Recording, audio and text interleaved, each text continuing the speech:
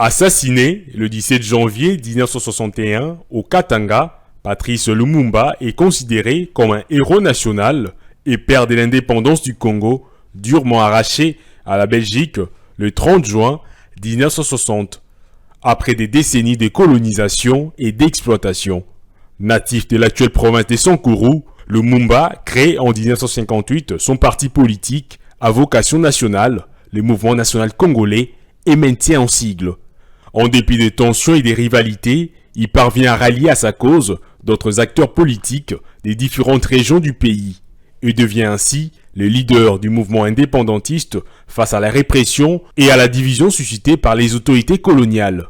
Son discours prononcé les jours de la cérémonie de l'accession à l'indépendance du pays devant le roi Baudouin est resté dans le mémoire comme un appel à la souveraineté et à la dignité du peuple congolais.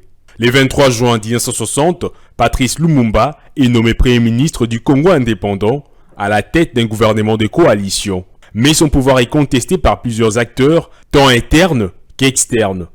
Il sera renversé par un coup d'État organisé par le colonel Joseph Mobutu avec le soutien du président Joseph Kasavubu et de la Belgique en septembre 1960. Plus tard, en janvier 1961, Lumumba sera arrêté, torturé et transféré au Katanga.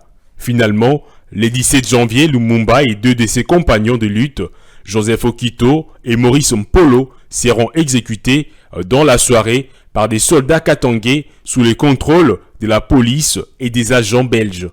Leurs corps ont été dissous dans de l'acide pour effacer toute trace de leur existence.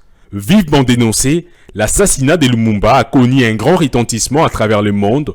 Après sa mort, le feu Premier ministre congolais est devenu un symbole de la lutte anticoloniale et de la résistance africaine.